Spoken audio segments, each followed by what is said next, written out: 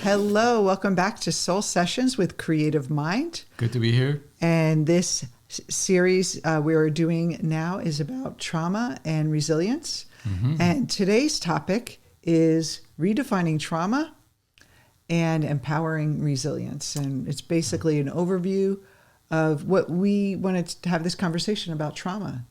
Yeah, it's an important conversation that coaches should be very aware of. Mm-hmm. And we've been wanting to do a series like this for a while, but we wanted to prepare and to really contribute to the conversation in a meaningful way. So this is our contribution, and of course, it's our opinions that we're presenting. And by all means, if you found something that works for you and you've had trauma in your past, by all means, stick to that. Stay with that. Do consider our opinions as kind of an education on what is possible in trauma work, what is the role of therapists, what is the role of coaches. And we're going to be talking about childhood trauma in the series. Mm-hmm. We're going to talk about PTSD, which is an important topic. We're going to talk about also the collective trauma, because we've all been through COVID. The whole world went through it. We all went through a collective trauma together, pandemic, with the pandemic. And how is that affecting us collectively?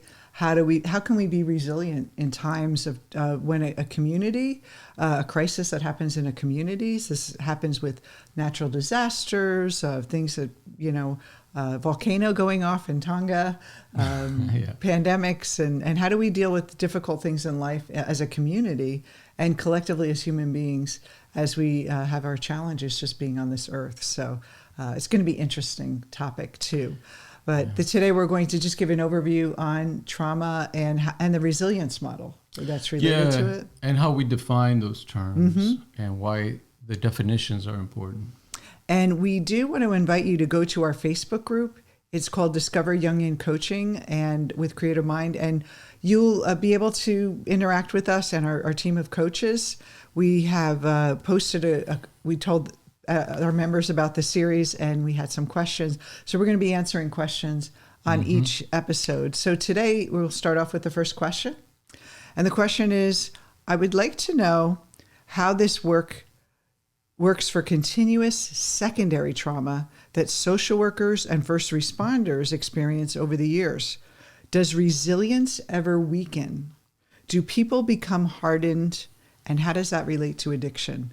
So that's an excellent question. When we talk about resilience, is it possible for everyone, or are some people just hardened and unable to move beyond that? Yeah. Or that they have to shut down their feelings and deny what the traumas they're experiencing in those in their work, and what happens with that? Yeah, that's a big question, and really we're going to be touching upon all those points throughout the series. But just to give you kind of a short answer for now, and then as we go through the series, we'll talk more about it, more in depth. So yes and no.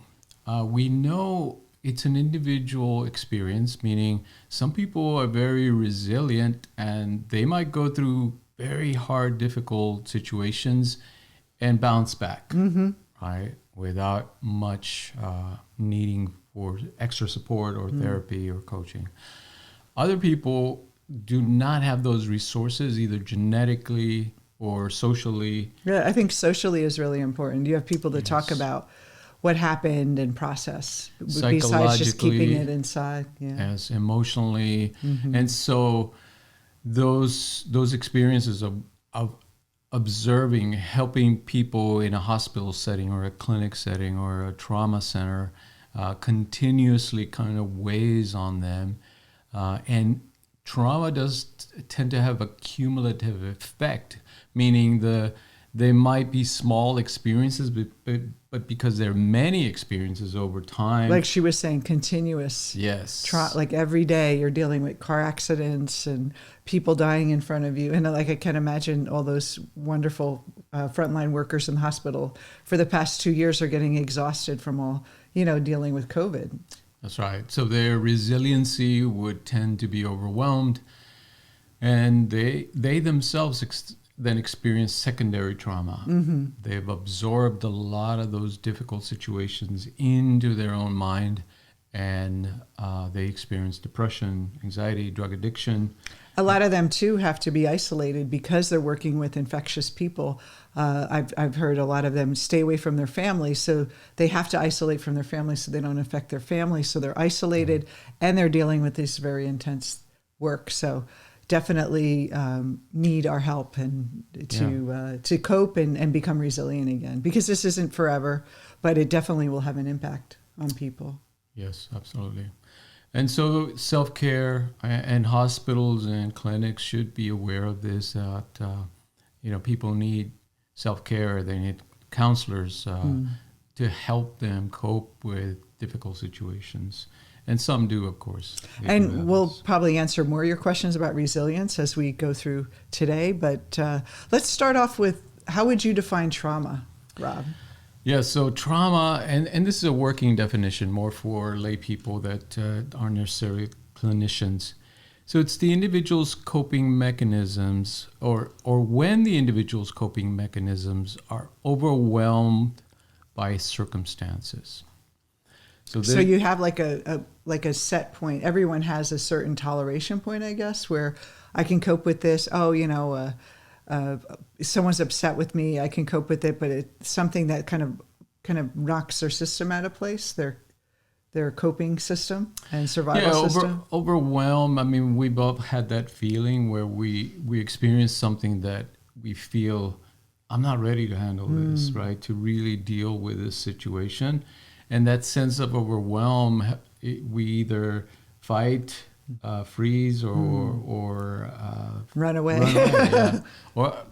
So that's that fight or flight response. But when we're overwhelmed, we can't make any of them. Yeah, we feel like none of these coping strategies are going to work in this situation. So if we don't do anything, it doesn't help. If we fight it, it doesn't help. And then if we run away from it, it doesn't help. Yeah. So we feel that, like, where do I go from here? Kind of a helpless feeling. Yeah, there's a period where people feel, when they feel that overwhelm, their behavior is confused, right? They're not acting in any particular way, so that they're disorganized. They're in shock, like people say. In that state of shock, it's just kind of the system is overwhelmed again and doesn't know what to do with the situation. Yeah, and then just that confusion of not knowing what to do, and so then the resilience is what would be the resilience? Yeah, so resilience, of course, is the opposite. Yeah. It's an individual's ability to bounce back after experiencing difficult situations or traumatic situations. They're able to get back to that normal state of responding appropriately to situations. So when you think of bounce back, the metaphor I think of is if the ball is deflated, like a little tennis ball or like a bouncy ball that you played as kids. If it's deflated and it hits some kind of conflict, it doesn't bounce. It just kind of flattens it. There's no power in the ball to resist and work. Where a full powered ball that's full of air and it's strong, it can bounce back easily. Like the cement doesn't affect the ball. The ball, they're able to bounce back. So if we think about our inner power, and our skills and our genetics and even the event itself, to any human being, sometimes no matter how resilient you are, a traumatic event can, no one can cope with it. Like no one. You have to be superhuman to do that. So, but really, there's people that have terrible things happen and they're very resilient, and then there's people that have little mini traumas, I guess. And it levels them. And so it's really not the event itself, but how the person is able to cope with that event. And a lot of it is not really in their control, because a lot of this is genetic, a lot of this is learned from, passed on from generation to generation. That's right. And the great thing about the resilience model is that it can be taught. We can expand, we can grow, we can cultivate the resilience factors. So by default, some people will have a certain level of resilience, low or high, and then but we can increase that resilience. That's it. So that's why so we can blow up the ball and get them inflated. Not ego inflation, but like fill them with their power, like reclaim their power. Very much so.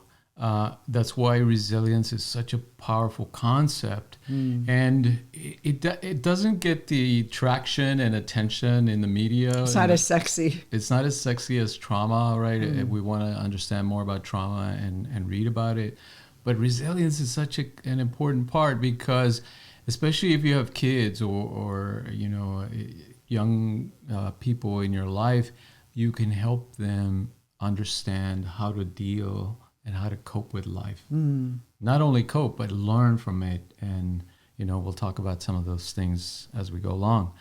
So let's talk about trauma again, because let's say it does impact individuals in a profound way. Not only individuals, groups, of course, and societies, and, like maybe even the whole planet, like we've been experiencing these last couple of years.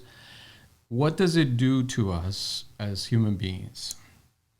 I also think we had the pandemic, but I think 9/11 was, for most of the people in the U.S., like our whole sense of safety. You said that's part of trauma, is your sense of safety. We all felt this, wow, I thought like no one would attack us, and there's these wars out there that we're involved with, but like a civilian. And so I think it really knocked all of us in a sense of like uncertainty, especially those first couple of days. We felt really weird. I don't know if you felt that way. So that would be like, we're going to talk about collective trauma, but that's sort of those big events that happen individually and then in a community. Right. So you can think about physical trauma, having an accident, being in a car accident or some kind of similar event. Emotional trauma, being bullied, being abused, emotionally, meaning people talking bad to you in diminishing ways. Parents too, they're bullying the kids, or absolutely critical, highly critical, or would that be any critical parent? Wouldn't you say? Or I guess most parents are. You can perceive them as critical, so we don't want to make every person, because your parent was critical, to feel like they've been traumatized. Well, again, it would depend on the individual, right? Their level of resilience, because we know two people go through identical parenting. One says, "What? It was great, no problem," and the other one says, "No, I got issues. I need to think about this. It impacted me deeply." So those factors come in genetically, epigenetically, and we'll talk about epigenetics when we talk about the collective trauma, but meaning they're inherited in us. They're innate in us. Our ability to bounce back and to respond to difficult situation is very much an individual experience that comes already with our body. But is it nature nurture as well? Because if you have a parent that you have an experience, you skin your knee, and the parent was there for you, you feel more safe than if you felt abandoned by the parent who wasn't there when you skin your knee, or the kids tease you at school and you had no one to really talk to about. So wouldn't it be the nurturing? Well, I guess that would not only genetically, but how the parent. Nurturing, that would be often the trauma, right? Because we're not necessarily traumatized by our internal thoughts and imagination. We're traumatized by our experience of the environment, and that is what we call nurturing, essentially. So what's going on in the environment is what we absorb. So, there's a lot of factors that play into this. Of course, the age that the trauma happens. It depends, if it catches us at a critical period in our development. What's the worst age to have a trauma? I know that they're all bad, but like, if you could say like that has a bigger impact on. Is it before you're 8 years old, or? Yes, there's pros and cons to that. When we're young, we tend to be more flexible. Our brain is still flexible. Have that bounce back. Neuroplasticity. And so we depend on the nature of the trauma. Does it overwhelm those plasticity mechanisms, or does it still leave them intact where they can operate and help us bounce back? Is it too like maybe one event versus a series of multiple repeating events too? That they don't never have a time to get resilience, but like one bad thing happened, car accident, parent passes away, the death of a parent, trauma. But then if it's something else where it's like every it's continuous abuse or something very serious, that would be a different. Well, I guess it depends on the person, right? Someone can be resilient or... Let's go through this list and then we'll focus on some important ones that kind of highlight what the mechanisms are. Okay. So trauma, whether it's physical, psychological, emotional, natural disasters that we experience, or illnesses that kind of force us to go into the hospital a lot of times, and those kind of experiences. What impact do they have on our system? What does the research show about that? So here's some of the key ones. Not all of them, but some of the key ones.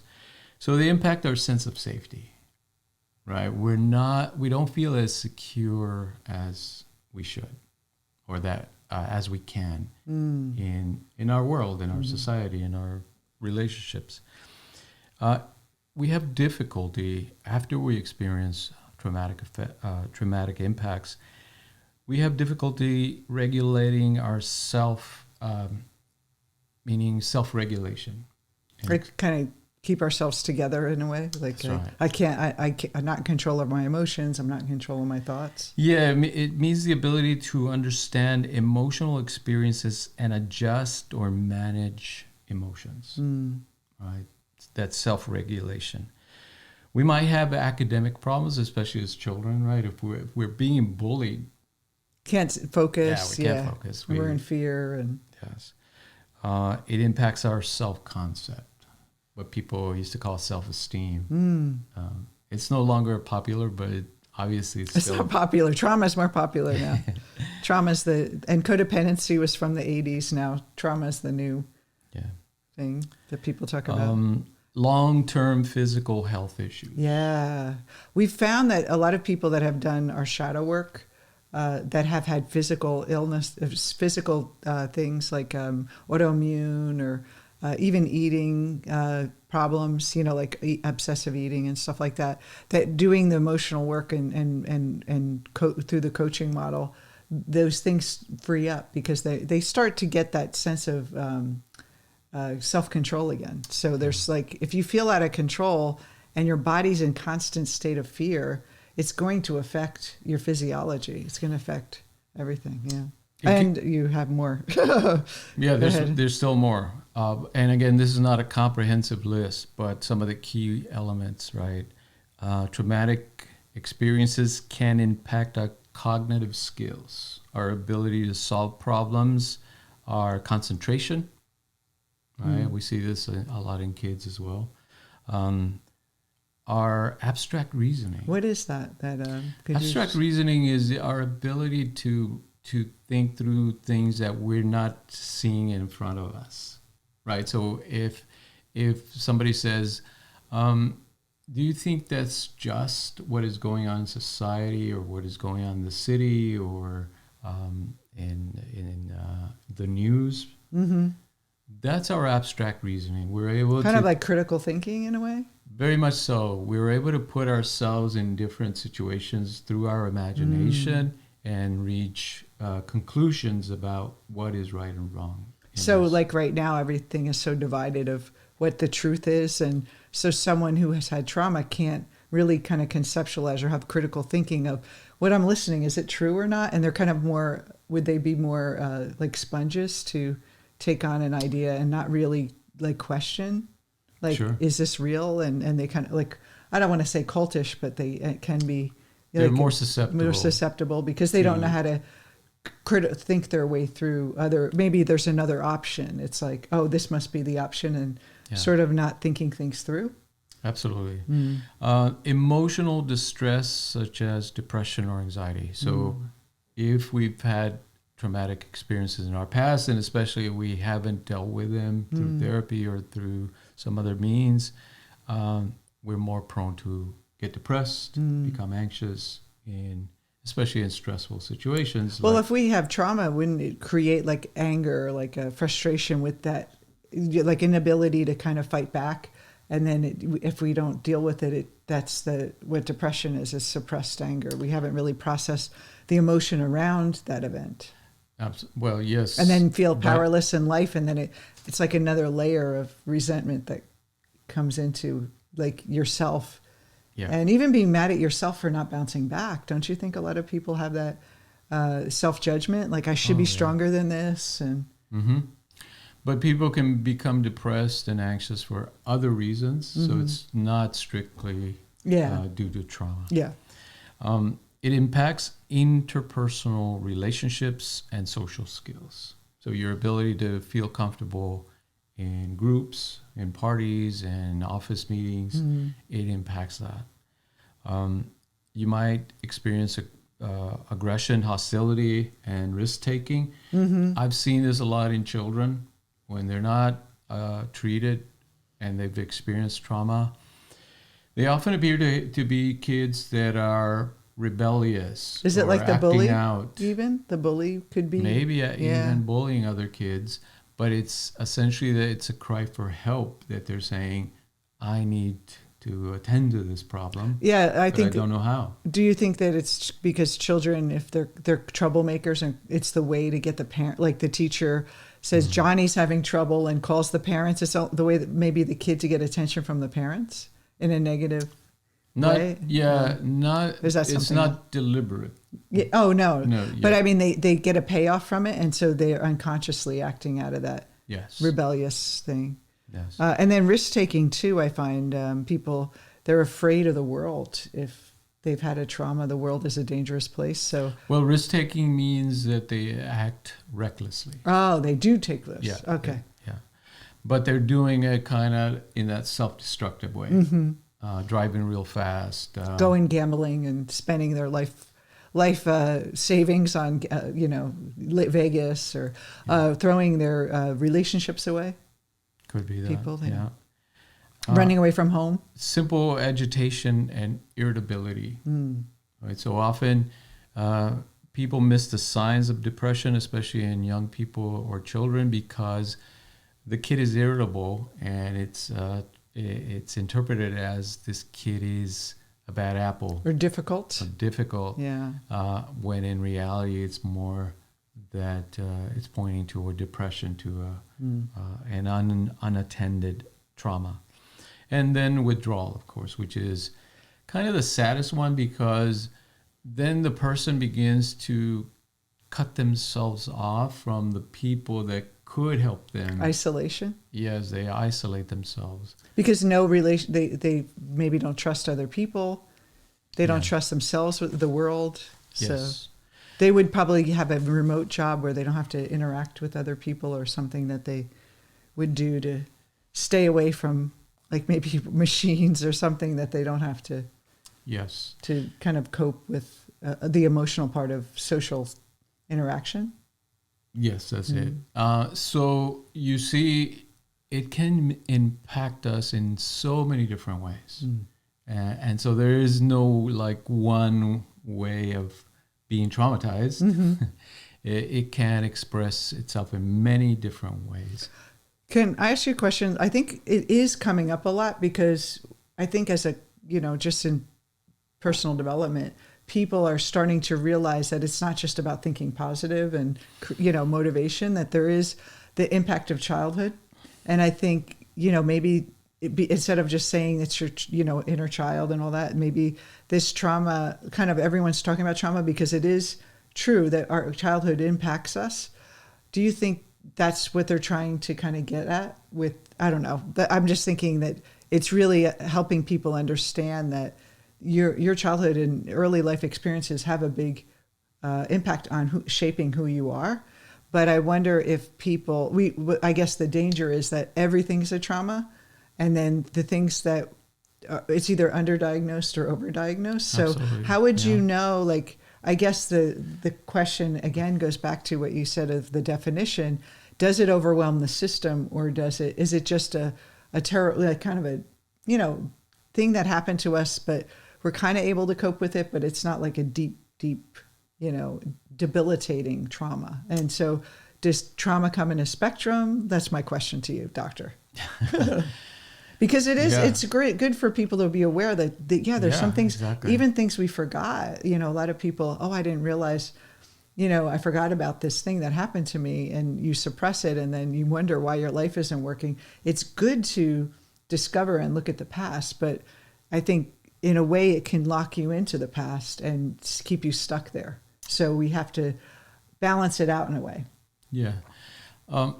My sense, and again, this is my opinion, not the consensus of professionals in the mental health practices. My opinion is that we haven't caught up with our understanding of emotions that well. We're only beginning to really take emotions seriously, and how when difficult things happen to us, our emotions are impacted because we're so focused on cognition.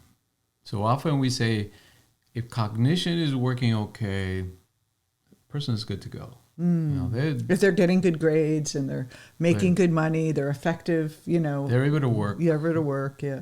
They're able to carry Put their on. pants on in the morning. Yes. Yeah. But the research is only starting to catch up as far as the understanding of the emotions, that it's really the way we experience the world through our emotions. It's the way we gain meaning from our experiences. And that sense of meaning is injured in a way, or impacted when we experience trauma. Mm-hmm. Whatever the source is, or whatever the manifestation of that is. And then we're kind of left to deal with it on our own, right? And so it's very prevalent, because most of us have had difficult emotional situations in our lives, and nobody is able to tell us, how do I work through this? How do I deal with this? What does this do to my mind? Just think positive.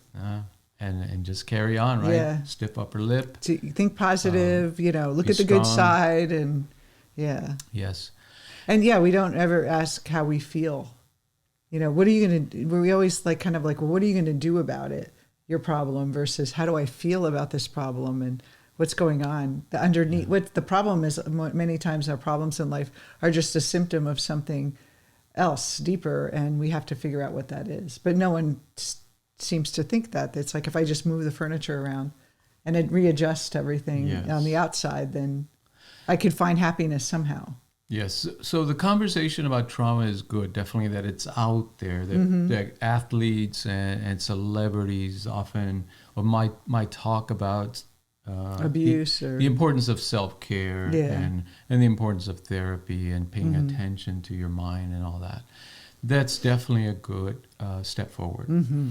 The con in that, or the pros and cons, right? The con in that is that often, because there is no alternative perspective on trauma except the medical model, the medicalization of emotions and experiences, people tend to fall into that idea that I'm damaged, I'm broken by my past experiences. It damaged something important in me, and I will never recover that. They might not think in those terms, but often it's implied in the way they're approaching their understanding of trauma in their past. And often it's reinforced by medical professionals, because that's the way they do. They treat it. Let's keep treating, just like in any kind of other medical situation, not psychological, but anything physical. They don't really ask you. It's like treat. It's not about treat. What are you going to do next? It's more like, how do I get you to your body functioning at a typical level, or your mind functioning at a typical level. It's all about that first level versus potential versus what do I want to create. It's more based on a deficit model in medical model. Very much so. I worked under the medical model for many years. It has its beautiful parts, that, of course, because it is intended to help people that are traumatized and in difficult situations. But when it's the only tool available, right? Like someone said, if the only tool you have is a hammer, everything starts to look like a nail. And that's kind of how I've been sensing a lot of everything's trauma. So I treat trauma. So well, you don't have the love of your life. Well, you must have trauma. You don't have making money. You not enough money. You must have trauma. And it's like almost like, and I think it's okay that people talk about it. And I think it's great for people to look inside and ask. But you're right. There's that over dependency on this, what trauma is and how, like, it's this kind of powerless thing. And also too with the medical model, and I don't know your opinion, but in my experience, when people come to me and they say they've had a trauma, they have this sense that they're weaker because of that experience, and that they're broken, and that that there's only so much potential in them because of this thing happened, that they're very limited, and they have to like be handled with kid gloves, and they're too afraid to step out, and this kind of like this implication that there's something really weak about them because that happened. And what I find is that many of them are probably the most courageous people I've ever met. They start to, when I start working with them, I start to see, wow, look what they've created so far. Like this idea in their mind that they're weak. Look you have this great job, you have this, this wonderful, thing you've created with your life, maybe a purpose. And they don't even recognize that because they're still like hanging on to this heavy suitcase. But that happened to me, so I have to drag it with me my whole life. And I'm weaker. I would have been better if this thing never happened, so I can only go to this level. And I learned a long time ago, there was I don't remember where I heard this from, but they were saying that when a woman would get the cesarean, have a baby. C-section. My mother had 4 C-sections. She said when I think my mother actually told me this. She said she had the first baby was emergency C-section, and then the rest of us were all C-sections because at the time in the 60s and 70s the doctors thought if she went through regular childbirth her wounds would break open. But now they're realizing that actually the place of the wound is the strongest part of the skin. And so that's when we talk about resilience, what we're really doing is saying, you're stronger than you think. You're more courageous than you think. This thing doesn't have to make you weak. And I think that is really, and I don't know if therapists, I'm sure some therapists do that, but the medical model has that implication that there's something broken we need to fix. And it's almost like not consciously directed, but implied. And the patient, the client feels like a patient and feels that they're being treated and weak in some way. Yeah. Which I don't think, I think they're the strongest, the people that had tough lives and tough things, they're so strong. It's like, wow, I can't believe some of the stories I hear. I don't know if I could handle what they handled. And so it's like not looking at them as broken, but looking at them as resilient and the capacity to be even more resilient in their life. That's right. So that's where the resilience model comes in. It does come from positive psychology. Seligman.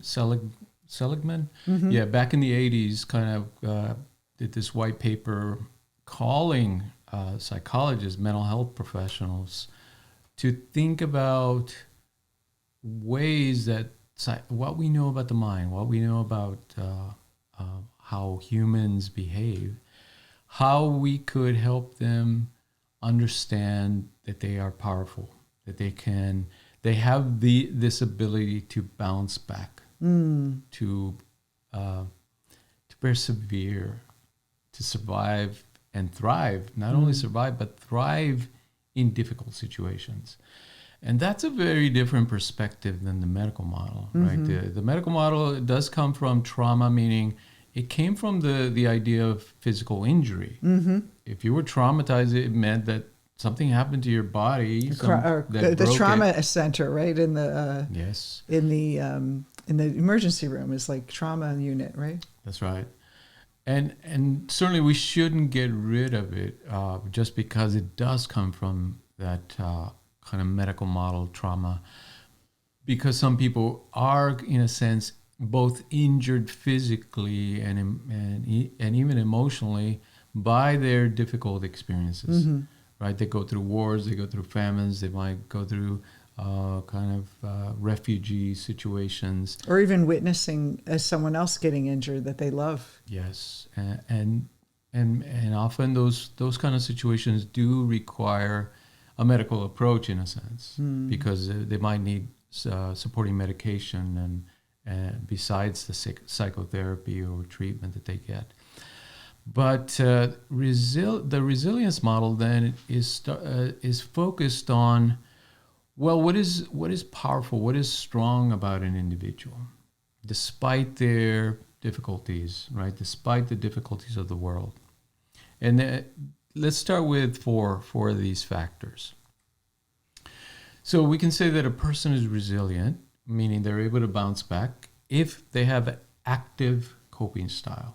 So what that means is that if they kind of assess themselves and they say, this is a difficult situation for me, I don't know if I can cope with what I know right now, they actively seek help. They actively go to somebody that has more information that can help them deal with the situation in a better way. Or they're always like willing to ask for help, hire a coach, look for someone to talk to. Yes. Get a therapist if they need to. Would a not inactive be rigid coping style where you just kind of, or you're stuck and you don't feel like anyone can help you? Pretty much, yeah. And often, again, the trauma itself, right, because it puts people in that withdrawal mode, it twice as hard them from going there. So these factors are important to understand as ways of educating our children, educating people before they get into the traumas, but also when they've experienced difficult situations, but they don't necessarily need therapy. They're not really traumatized. They've had difficult experiences where it might have overwhelmed their coping skills, but they're not necessarily needing that medical attention, the medical model trauma. And so do you think that sometimes people do withdraw because of the stigma around you had a trauma, so you must be broken in some way, that almost like you just feel like it's shameful to even ask for help? Sure. But if you talk to a person who's kind of had an overwhelming situation, they're not able to cope, say, do you know that you have strength? Do you know you can overcome this? Versus let me treat the problem versus what's feeding them the potential, that might draw someone out. I think there's probably a lot of people that don't seek help that really need it because of the stigma and the shame over what they experienced. Yeah. And that there's something wrong with you. And then it's like you already had that experience. I had a friend of mine who was a hypnotherapist, and he had said that one of his patients said, or I should say clients, they're not patients, they're hypnotherapists, the last therapist they went to just kept regressing them back to the trauma over and over and over again. And the guy was like, I couldn't, it just was like debilitating me. I need that potential.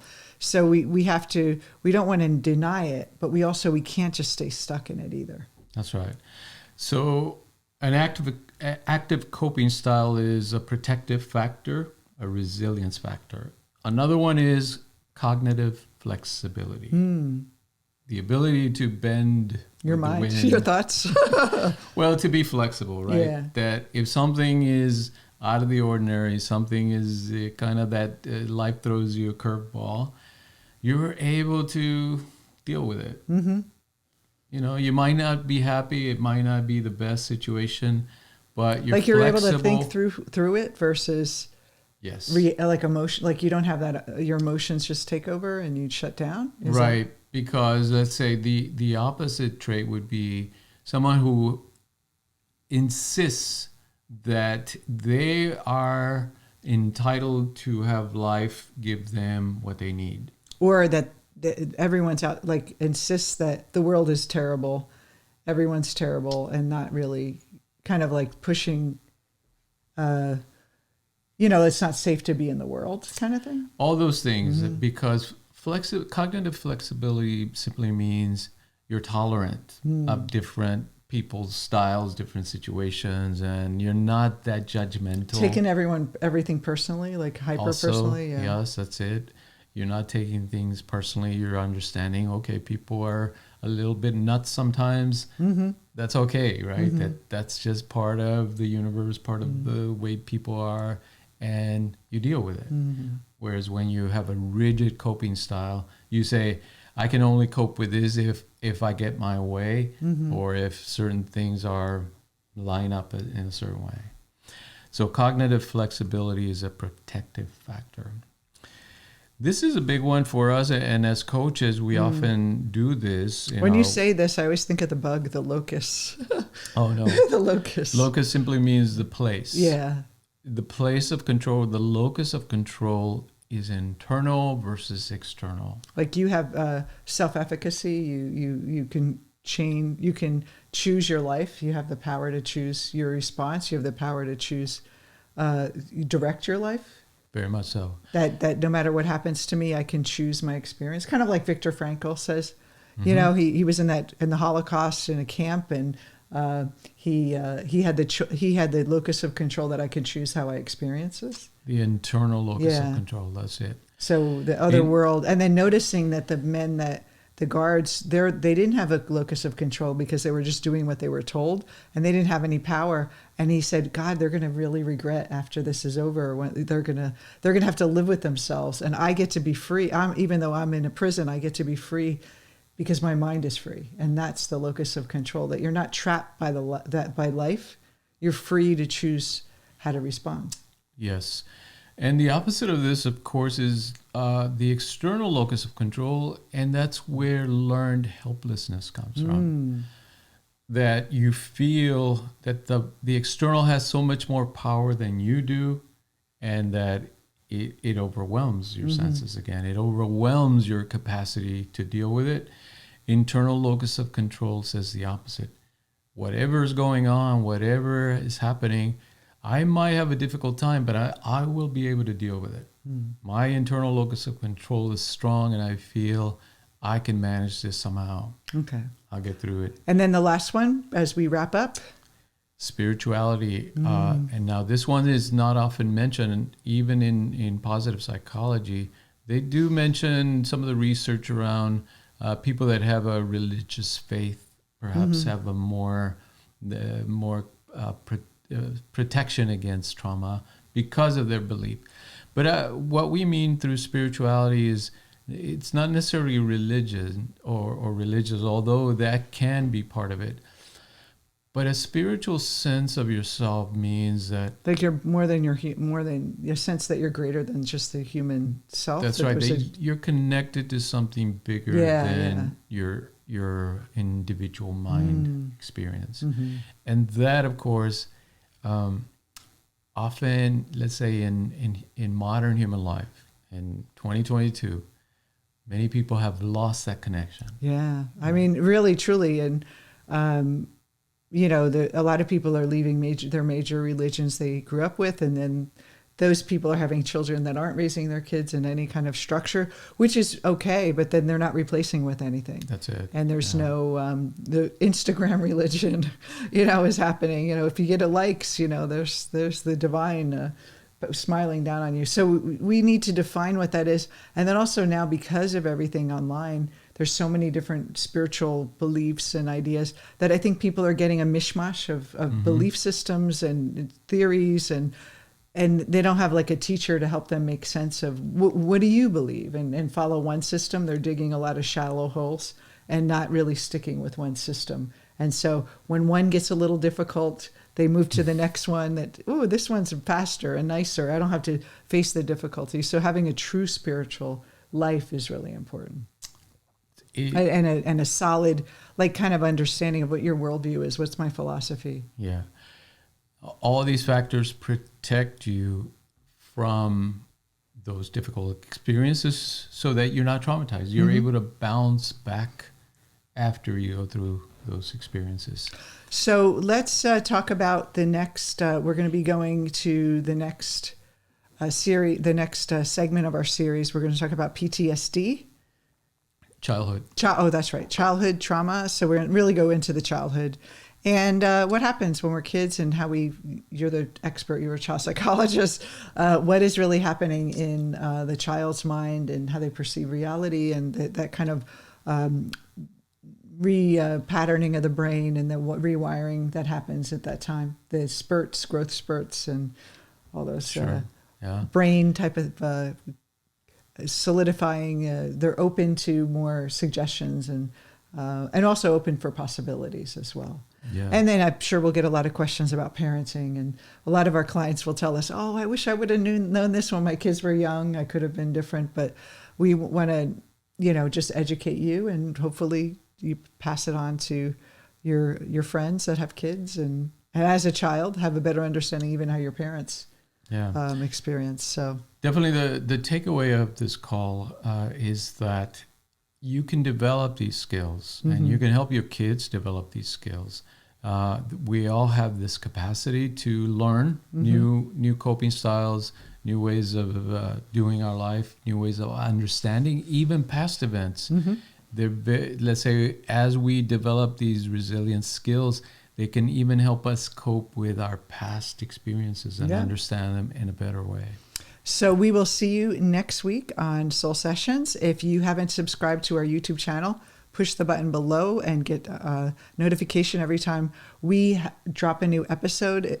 Also, we're on Spotify, iTunes, and all the podcast formats. Please register, subscribe to our podcast as well.